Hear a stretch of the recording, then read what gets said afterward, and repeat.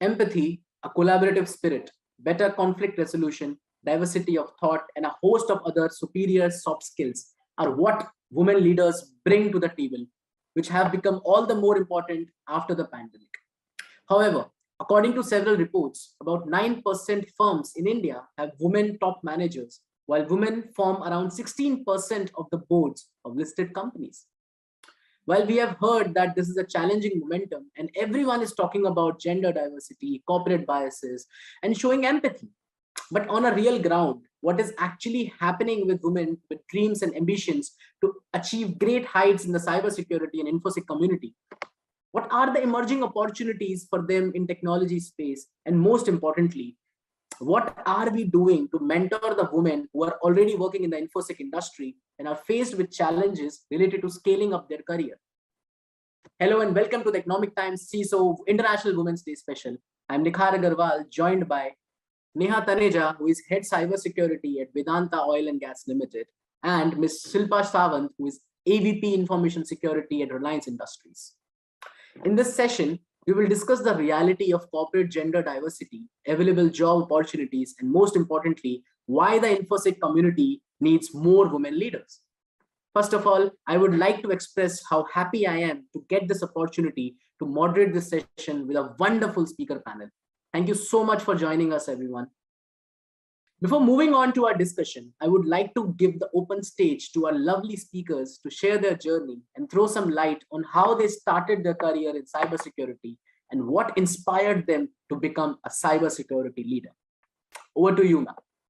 Yeah, thanks, Nikhar. I think pleasure to have here and share my thoughts over this. So for me, I think this journey has been very organic. Never really thought that I would be entering the cybersecurity field and trying to reach greater heights and lead the organization here. So to me, when I started off 15 years ago, the field was still emerging. There was a typical data protection focus was there. But now the way, the industry, cyber industry has evolved, it needs actually the kind of contribution. How much ever you give, it's not enough.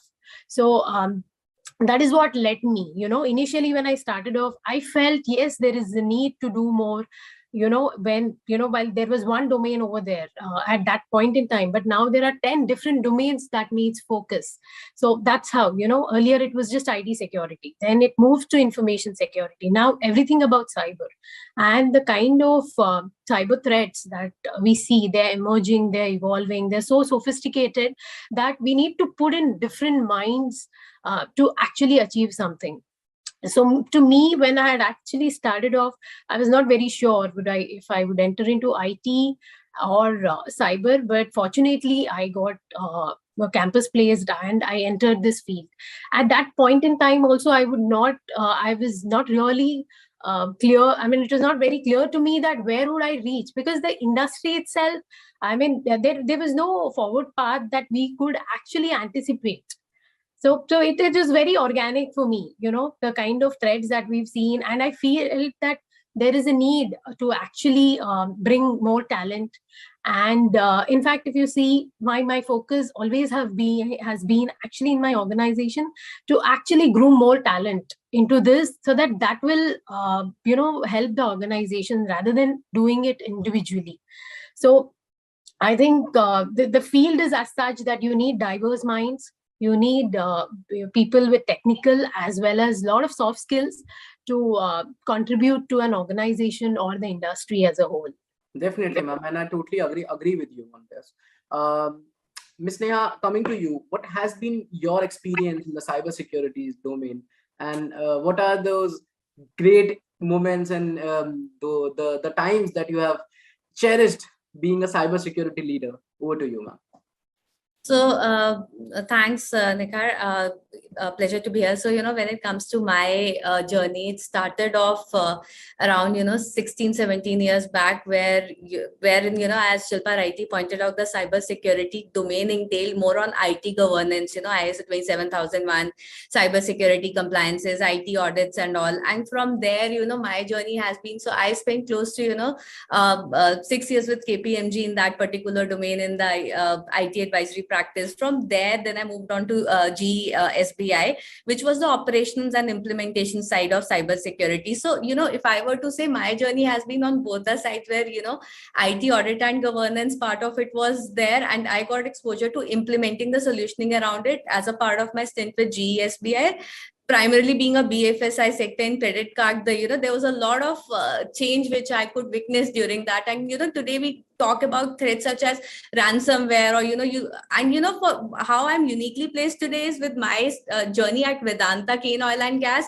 It's a very unique operational technology with cybersecurity element. I started my journey with Vedanta 2 years back, and the nature of threats which have evolved. So it has been a very holistic experience for me in terms of, from the IT governance and ISO 27001 to the, critical infrastructure related operational technology security element. We have all heard of Colonial Pipeline and ransomware attacks and those kind of things which are evolving, as Shilpa rightly pointed out. So the domain has also evolved, and I would say my journey along with the domain has also been progressively evolving during these last 17 years of my cybersecurity experience. As you know, technologies are changing. From the time we were only using SOC, or let's say the advancement of security operations center, to today, we are using artificial intelligence for fraud analysis. We are using malware detection. We are using threat hunting in real time in so many advanced analytics technologies. So how do you see that? What are those core technologies, or what are those core skills in emerging opportunities for women who are entering into this community, and which particular space they can enter, like for example, infrastructure or network, pen testing? What are those small areas that women can enter and create a big mark for themselves? Let's start with Ms. Sawant. Over to you. So I think there is no technology that women cannot learn. So I have seen girls, new pass outs, who are very good at ML. Okay. At the same time, I've seen people who are very good at or excellent at conducting penetration testing or red teaming, where it's a highly technical skill that you require. So I feel there is no such technology or an area where women can't work. It's more on the opportunity and their personal interest that they would like to do. But as they grow up their ladder or in their career, when they want to take up leadership role, that is where they need to rethink and try to get or learn or adopt some kind of skills which will help them perform better. But at a very initial stage or at the junior level, I feel they should take up anything that it comes. In fact, we have this what do you say, job rotation. The HR usually imposes, that there should be some kind of a job rotation so that people learn different technologies. So this is what we should try to do, and that's when in the next few years we'll actually come to know what is that particular person good at, and then they can pursue that particular area. But initially, I feel any technical thing, I mean, they should accept it, and I'm sure they'll be good at it, because nowadays women are very hands-on. I've seen girls doing as good, if not better, as much as boys. The only thing, again, it comes, if they're married or they have responsibilities at home, girls feel that we are not able to give or depute so much time as much as the guys do. So that is the pressure that I think everybody goes through, whoever, all women go through in this industry. So, once, because they don't have as much of time the guys have. Yeah, so that's the only thing. Otherwise, in skill, I mean, women are equally good in thinking. They're equally good in handling technologies and core technical work. So according to me, I feel you give anything to them on the plate and they'll be happily able to do better or perform better in that role. Coming to you, Ms. Neha, what are those emerging opportunities and those skill sets, or let's say some certifications that you see are trending in the cybersecurity space, which are ideal and valuable for women who are thinking about entering into cybersecurity or who are already working in the space and trying to scale up their career? So what are those key skills, certifications, or let's say some emerging opportunities that they should definitely tap on? Over to you.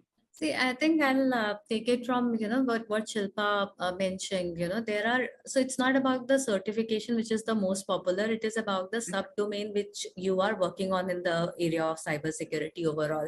So I think one is from that perspective, people need to be aware of the various, subdomains and verticals. If I were to broadly break it down, not going into too much of detail, one can take either the governance risk compliance side of thing or the vulnerability assessment penetration testing kind of thing, or maybe you want to get into that level of SOC SIM related operations aspect, or the cloud security part of it. So if you are already in the middle of security profession for some time, and for example now it's your interest, cloud picks your interest because of its wide scale adoption, so then in that case cloud security related certification would become pertinent for you. If you are already at advanced stage into vulnerability assessment and penetration testing, then maybe offensive security related certification may become pertinent to you. So the idea is that people should be aware of the various subdisciplines and how they kind of lead to a particular path. So I know from the foundation element that CSAP, if you're doing an information security audit, always remains to be a particular choice, but that it cannot be a one size fits all. If you're into VAPT, CISA may not be pertinent for you. So I think it depends totally on the sub vertical which picks your interest and where you want your journey to evolve into. So I think you first need to resonate with a particular subdomain to take a certification, because certification is more like, it doesn't really needs to be like I need this certification so I do it. It has to somewhere be linked to the profile which you are currently handling or want to take up at as a next level. So I think that kind of, anyways, cloud is if I were to say in terms of the popularity, cloud still remains a popular choice, and offensive security still remains a popular choice from the VAPT perspective. Definitely, and I mean, after the pandemic, the cloud adoption has gone to a different height. Not only in security, but in every other digital technology or project we see today. So, cloud is one of the emerging technologies and trends. That's wonderful to hear, ma'am. And that is the spirit of being in the cybersecurity domain. We face challenges, but we also develop innovative solutions. We also experiment with new age technologies to fight cyber threats such as ransomware, critical malware, viruses, and etc. But coming back to the theme of International Women's Day, today women hold about 17% of board positions in corporate in India, but only 11% leadership roles are held by women. Moreover, we have seen that marketing and HR functions are the critical areas that largely attract a large number of women. And when it comes to technical fields such as cybersecurity, infrastructure, network, we find that the percentage of women IT leaders come out very low. I would like to understand your perspective and what is the real-time situation. Like, according to you, why is there underrepresentation of women, especially in the leadership roles in the InfoSec and cybersecurity community? And what are those biggest hurdles and challenges that stop and discourage more and more women from getting into the leadership position and making their mark in the cybersecurity community? Over to you, Ms. Sawant. To expect people to be, or women to be a cybersecurity leaders, I feel, that happens only when you are in that domain. So when the domain itself is emerging, what I feel is we should give a bit of time. That's when we will see more and more leaders. So that, if you see the number of women or girls who are entering into engineering or doing courses or MTechs in cybersecurity, I see a lot of increase in numbers in women. So if you see at this point in time, there were very few people who were into technical field. Hence, we don't really see a lot of women, reaching those level or those rank in cybersecurity. But I feel if we give out some time, maybe in next few years, I think it'll be a very game-changing scenario where you will see a lot of women taking up leadership roles, because there are already a lot of women. I mean, of course, things have really changed. Earlier, we used to not find any women at all. I mean, I remember in my first job, there were 30 boys and I was the only girl. This was a thing. But now within my organization now, it's 40% of women population that I have. And the kind of spirit that they have, the kind of willingness that they have, I feel nothing would stop them to reach any higher positions. So that I think women have this inherent capability, to do, they have this willpower, they have this willingness to achieve. But this has to be complemented by the organization also. Organization should actually welcome, even in their succession planning or at the board or even at the mid-management levels, they should be welcoming. It's like in this kind of society, I'm very glad it's changing now, but where people are very egoistic, very patriarchal kind of mindset, that needs to be changed, where they would not, even though women are capable, they would not enter them. They would not really give them great promotions or hikes to reach at that level, because they are very insecure. So I think the moment this changes, this, of course, this would happen with lot of effort from the board level, or a lot of initiatives from HR, where they say that there should be 50% of women within board, taking up leadership roles, or while hiring also, it should be like a diversity hiring that should happen. Recently I had come across a role where they were actually hiring, it was the CISO role, and it was a diversity role. And I was so happy hearing that. I was like, this is what we would actually want to see. Somebody hiring and only women can apply. This is something adds a lot of value, I think, to an organization. And this definitely shows the maturity of the entire organization, that, having women and women having these kind of capabilities.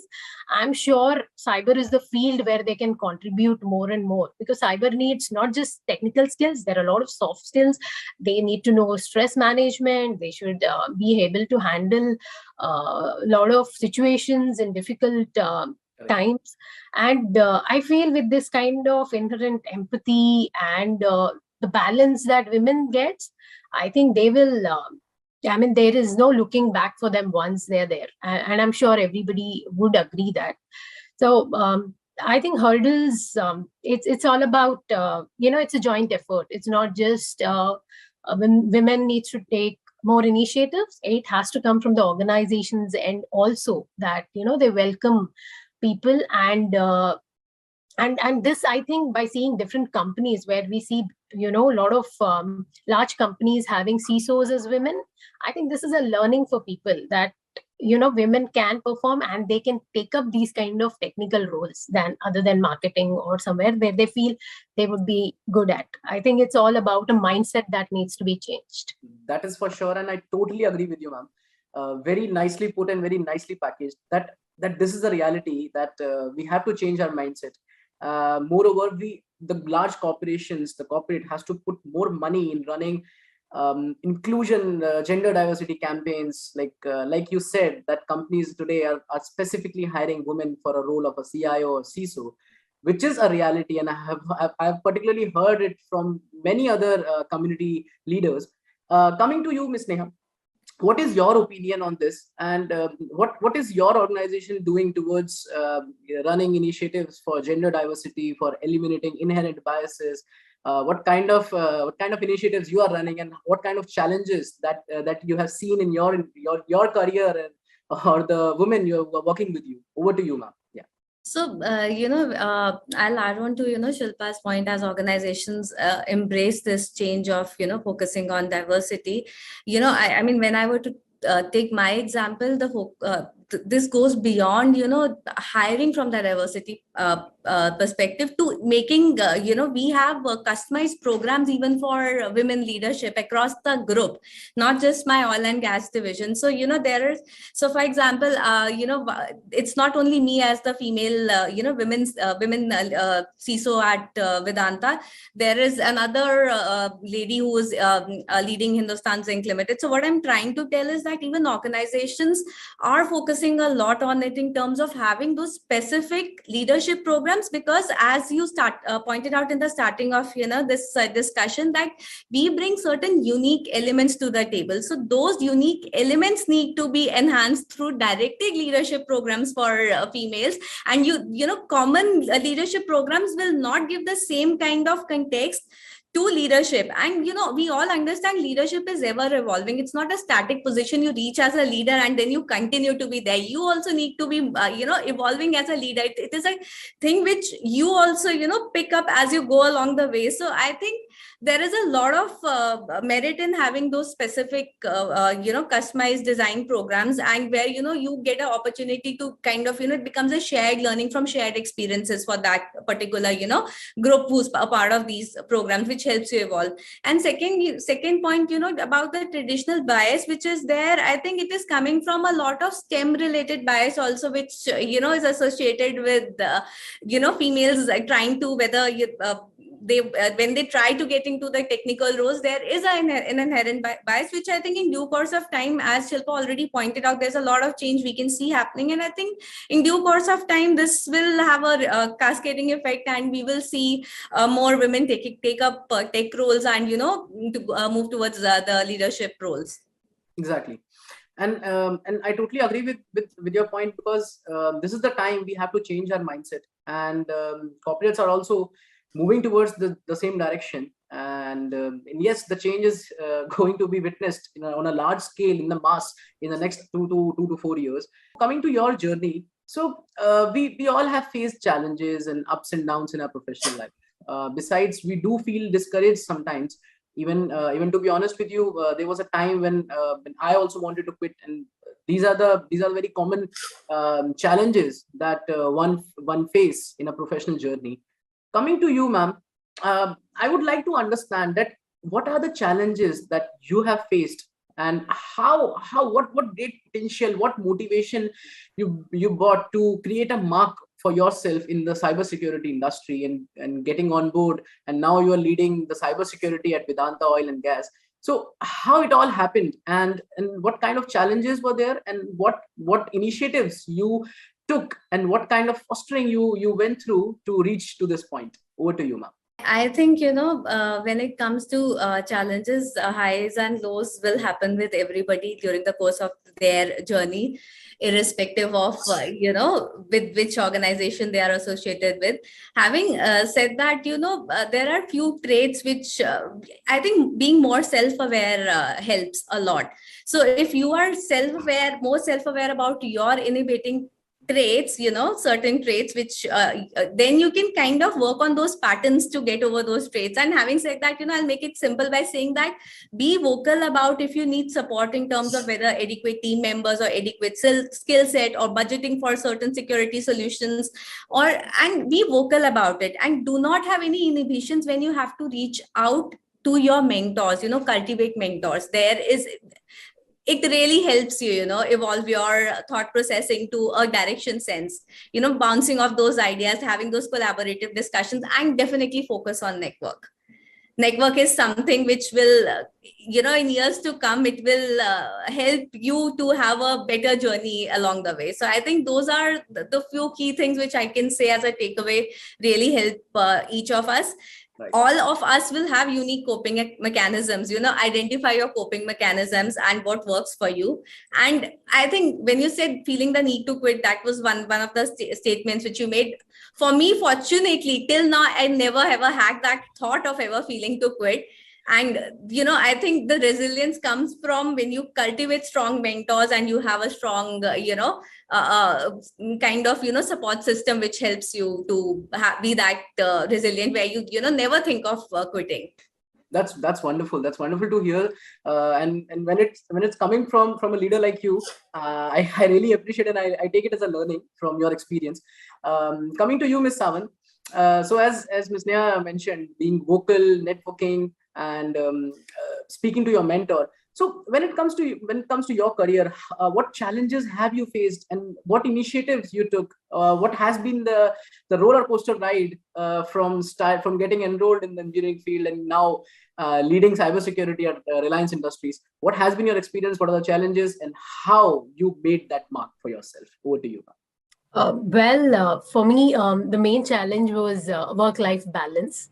Okay. So initially, I've got 2 kids. So when I had the first kid, I was like, I'll not be able to manage this with this industry where we need to keep ourselves updated.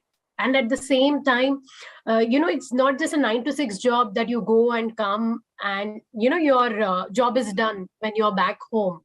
It takes a lot of not just networking in terms of knowledge, upgrading ourselves, be updated on what's happening globally in this.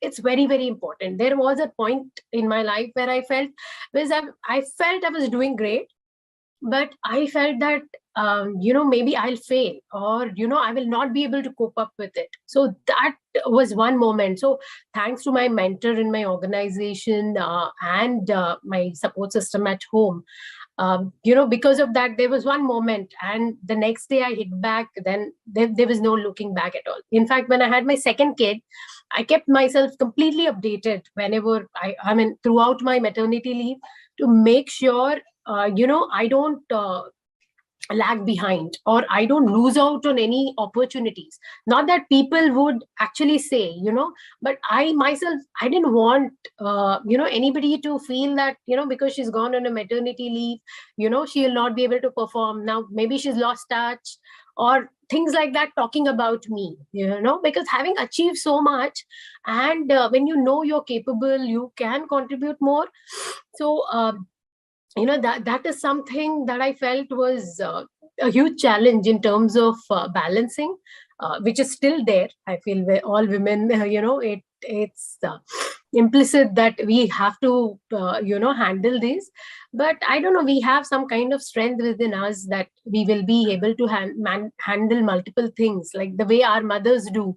It's like the role that we have. She's a leader at home, where she handles a lot of situations. She grooms people, from handles day-to-day activities to keeps everybody together. And a great thing that we learned from them is, as Neha pointed out, resiliency. So these are the attributes that we have, and which actually makes us hit back and come stronger whenever we face any kind of challenge. So I feel with this kind of mindset, if everybody comes to this industry, that even people discourage, because people would discourage maybe because you're doing better. Correct. If this kind of perspective that you have, then I feel there's no looking back, and you'll not face any discourage. Nobody would discourage you within the society or your organization too. And I totally believe that. And to the resiliency point, I would say multitasking, that is the top. I think that we all have seen it in our houses, and we have seen it with our parents also. And that is wonderful to learn. So coming to you, Ms. Neha, we have seen that women usually find it difficult to join back in the mainstream after taking a career break. And as Ms. Sawant also mentioned, that the situation, it needs some support, it needs that motivation, but it is wonderful experience as well. And even if they are hired back after the break, sometimes they are not given enough exposure or the opportunity. And especially considering the technology industry, the cybersecurity space, it is very dynamic, and the new technologies are constantly changing. And after a career break, such as maternity leave, it is perceived negatively by the management and board members, I'm sure.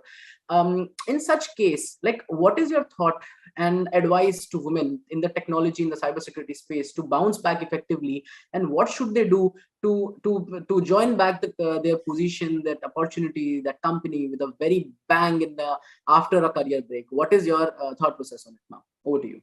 So, as Shilpa pointed out, one of the traits, I think along with multitasking, patience is also a big trait. So, when you're trying to, and this is my view, when you're trying to resume back, and if you're not able to take it full time, take incremental steps. Take what works for you, define your boundaries between what can work for you, and then pursue it till the time you hit it. And having said that, with respect to the cybersecurity being an ever evolving field, like Shilpa mentioned, she kept on upgrading herself even during her break.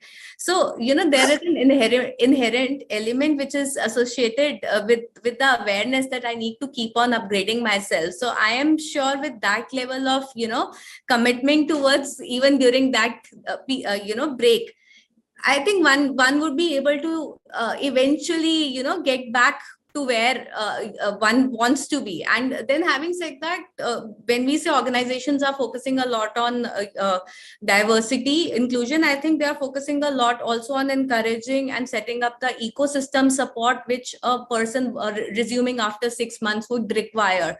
So a lot of, you see organizations also trying to build that ecosystem and empathy towards helping that person to cope and be back on track. So I think it's a two-way thing. One, obviously only the women leaders or who are resuming it, at their level, they will do what it needs to, in terms of upgrading their skill set or knowledge or taking incremental steps.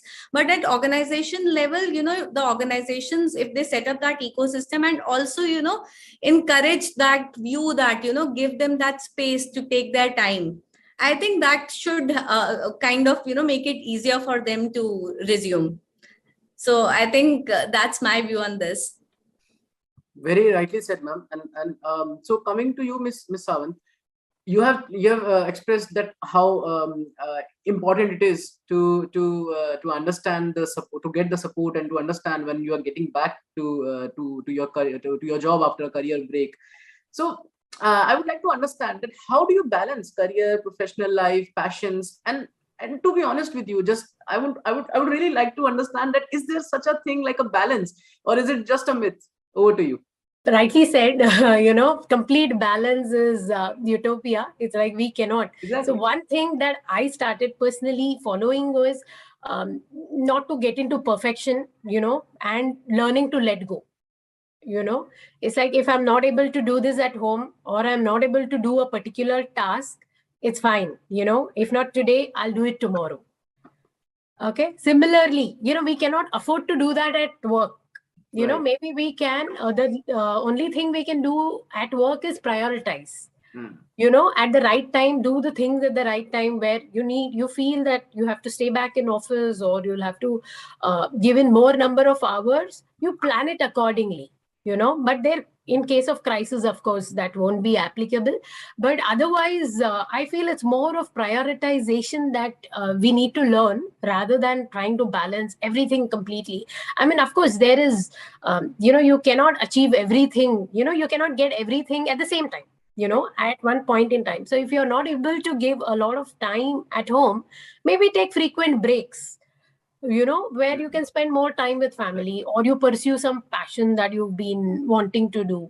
Or, that's where I think prioritization is the main thing that we all actually should follow, rather than trying to achieve. And the ultimate, it's a recipe for failure.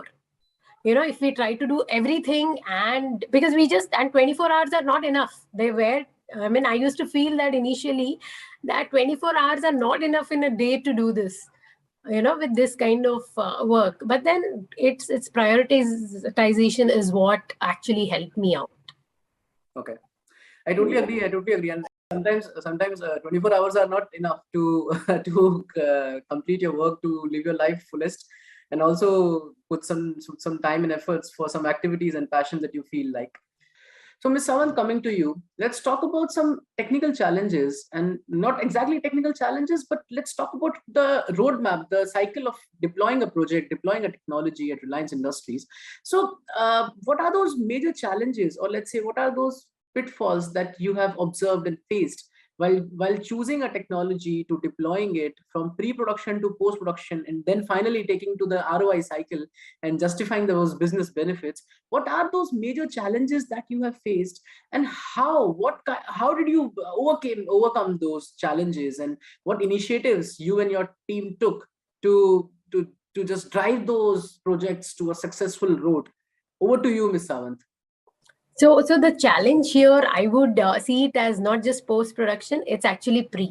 The main challenge comes when you've decided on a technology and you want to go for that technology, and getting the right budget and justifying to your management that why is it required. I feel that is the biggest challenge.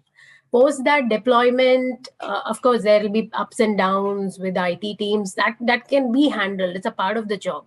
But main thing is to create a business case and help them understand that you need a new solution to handle these kind of attacks. Because the kind of perspective board or the management has that we've already invested in so many technologies in cyber. Why do you need another one now? It's just not like in IT, there is, let's say, firewall. There has just been, for example, there's firewall, and it is once you deploy that, maybe, after 10 years only, we've seen the next generation firewall coming up. But in cyber, every year, every 2 years, CISO has to change the strategy. We have to upgrade ourselves, upgrade the technologies, and see to it that, we will be able to prevent or detect any kind of attack. So the kind of sophistication that we see in the attackers, so that requires different technologies at different layers. We call it defense in depth, actually, where we deploy multiple technologies to make people understand within your company that this is what is required, and we need some sort of investments, and then we will be able to show you some kind of ROI out of that. I feel that is the major challenge, because I have handled personally with our teams, internal teams, where they're like, there is already a solution, let's say for vulnerability management, for example. It already does this. Why do you need another one?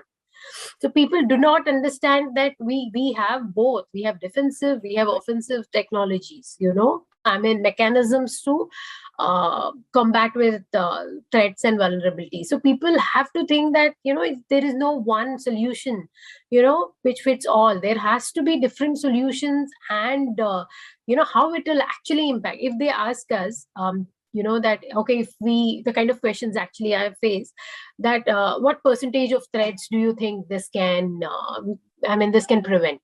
There is no answer for that in cybersecurity. We cannot really quantify the kind of threats. Now, threat in terms of severity, we can say, the advanced threats, yes, but you never know when it is going to hit your organization. But the only point is we are just getting prepared. So when it hits us, we have something to protect, at least at the door, and then we will see how to take it forward. If it can get through or not get through is a different part that we need to manage. But getting till there, I feel it's one of the biggest challenge that any cybersecurity leader faces. Going back and justifying that this is what is required. So this requires people to understand cybersecurity also. You just go to the board and tell them you want these solutions, they would not understand. The moment they understand cybersecurity, they understand the dynamics of this particular domain, only then they will be giving you. So this is the challenge, which is not, which cannot be solved in a day or two. Neha had mentioned to actually, convince your management and take your posture to the next level with some technologies. I totally agree with you, Ms. Savant, that understanding the business problem and then selecting a right technology, taking the budget, and then moving to the pre-production to finally deploying the technology, it's definitely challenging. And I'm sure that you and your team has done wonders at Reliance. Coming to you, Ms. Neha, what are those key challenges that you and your team faced while maintaining DCP and securing your systems, your data access, as your employees were working from remote locations? Your operational plans were also being executed, the process was being executed from remote locations. I'm sure that must be very challenging. So what kind of technologies, or let's say what kind of planning and strategic execution you and your team did to manage your operational efficiency during the pandemic and securing everything, securing your data walls, your systems, everything? What kind of challenges you faced and how did you manage them? It would be very valuable for our viewers and audience to hear from you and your experience. Over to you, Ms. Neha. When you talk about COVID, this is something, even if I share my perspective today, God forbid anything like this unprecedented occurs in the future, nobody will be prepared in terms of, and why I say this, when organizations first went remote, at that point in time, the continuity and operational impact was so important that, there were certain deviations in the types of logical excesses. There were certain deviations which were taken in terms of, bring your own device categories. And there was such a lot, sudden increase in the use of even, cloud adoption, or I would say in terms of use of collaborative technologies. And people had their own, kind of data protection related experiences when it came to extensive use of collaborative technologies, and so much of information being exchanged with the external world also. So I think that was wave one, was more focused on getting the operations running, while, allowing certain exceptions with the risk of, if things would be open for a while in terms of, lax controls on certain areas.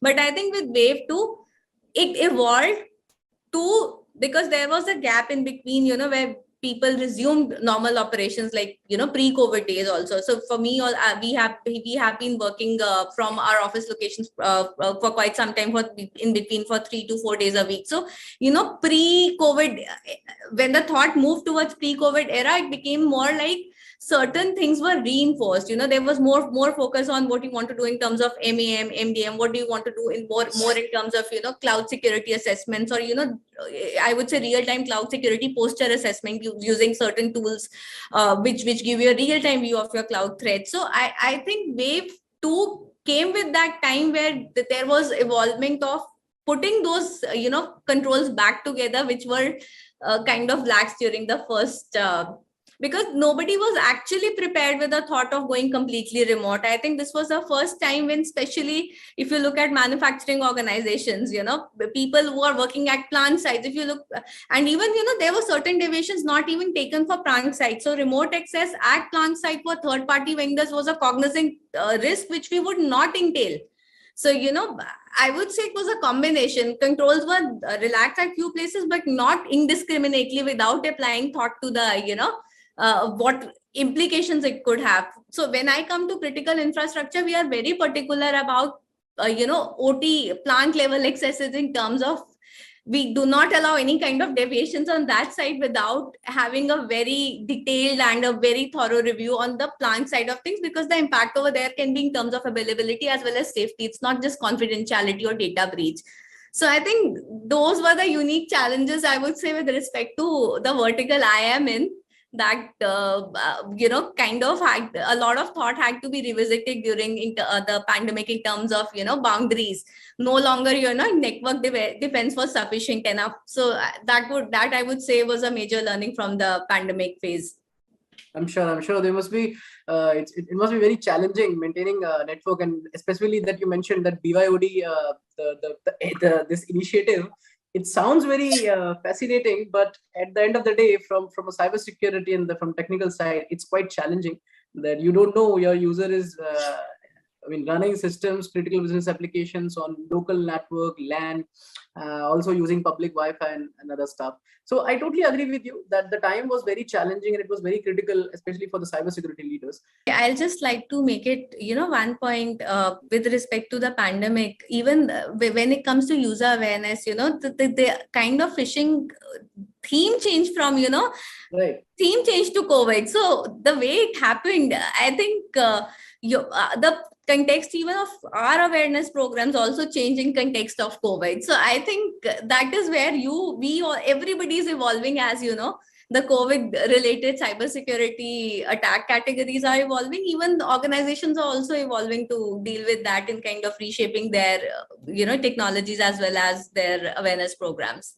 Correct. I totally agree, because in our organization also, we also started running many campaigns and strengthened our initiatives to spread information about cybersecurity, and specifically for the email security. I totally agree with you, Ms. Neha, because as you mentioned, that BYOD concept, bring your own device, is something unique for the Indian companies, and also giving away the critical access and to the employees who are using the business critical applications, data walls and systems from remote locations on shared Wi-Fi network, public network and LAN. It is quite challenging, and I'm sure that it has been very different experience for you and your team. And I believe Ms. Sawant also shares the same energy and same experience, as she also managed so many things around email security and other aspects of cybersecurity during the pandemic. Thank you very much for sharing such technical insights and such challenges that you and your team faced during the pandemic. And now we have absorbed hybrid work culture. So I believe these challenges are no more in your organization, and I'm sure you and your team are doing wonders around it. So now we have talked about the technology part. We have talked about how women leaders are entering into cybersecurity space, and what kind of new emerging opportunities are there for women entering in cybersecurity. Let's close the discussion. Let's wrap this discussion by one final comment from you both. What advice would you give to your 25-year-old self and to the next generation of women leaders in cybersecurity? Let's start with Ms. Sawant. What is your opinion, and what would be that advice that you will be giving to your 25-year-old self? Over to you, ma'am. Yeah, well, the main thing is I would encourage a lot of girls in this country, at least, start to enroll into these courses or start off during their engineering itself. And a lot of initiatives have been taken up, like DSEI has taken up Cybersecurity courses, just for women, just for mentoring and training women, skilling them into cybersecurity. The thing is, it's the advice that I would like to give is, this is so challenging. This field is so dynamic that you cannot let it go. The moment you get an opportunity, you have to just jump on it and just take it. Automatically, things will follow. Any industry, of course, work-life balance, they will have to do. But this is a technology which is very interesting. In fact, I've not seen one person, I might be wrong, this is as per my perspective and how much I have interacted. There is no person who's shifted the field from cybersecurity to some other field. You would have seen a lot of shifts that are happening, but from cybersecurity to some other field, I have not seen at all. And people backing off also is not something that I have heard of. They would reach a certain level and then they want to take a break, is a different thing. But I feel with a lot of prioritization, which with a lot of willingness to learn new technologies, and which I feel all women have. So, it's like, and they can reach out to any one of us for mentorship. I'm sure, if there is somebody approaching us, to mentor them or give some kind of coaching, career coaching for them. We all are happy. I'm sure this industry is happy. And I've seen a lot of initiatives in the social media where they are asking all the fresh graduates or GETs, to reach out to people so that they can train them and give them a shape to their career and let them get into the cybersecurity. So this is what I feel. They should maintain a good network. They should be updated with all technologies and then choose a right path. Like Neha had mentioned, there are a lot of fields, within subdomains within cybersecurity. It's just about, what they choose and they excel in that. It's quite interesting. Every area I feel is very interesting. It's about their personal interest to choose once they get into that. But till then, I feel there are a lot of opportunities, a lot of institutes are coming up with cybersecurity courses, cybersecurity, MTech in cybersecurity. And in fact, some new technology institutes have engineering in cybersecurity within India. So I think this field is really coming up, and I would really encourage a lot of girls to take it up. And then we are there anyways to support. That is wonderful. Ms. Taneja, coming to you. What advice would you give to your 25-year-old self and to the next generation of women leaders in cybersecurity? So if you come to the advice which I would have given to myself, I think be more vocal, be, more, what do I say, more self-aware of where, you are yourself inhibiting your own growth. As I said, there are certain self-inhibiting patterns which all of us may have. So had I been more aware of them 10 years back than, 10-15 years back than what I am now, so, that would have helped me uh, evolve earlier than, it does help to be more cognizant of what is your inhibiting pattern. And having said that, interestingly, Shilpa brought about cyber siksha. So I also conducted a few sessions, and, the kind of response and the engaging session it was, when, the participants ask you a lot of inquisitive questions about the cybersecurity career path and all.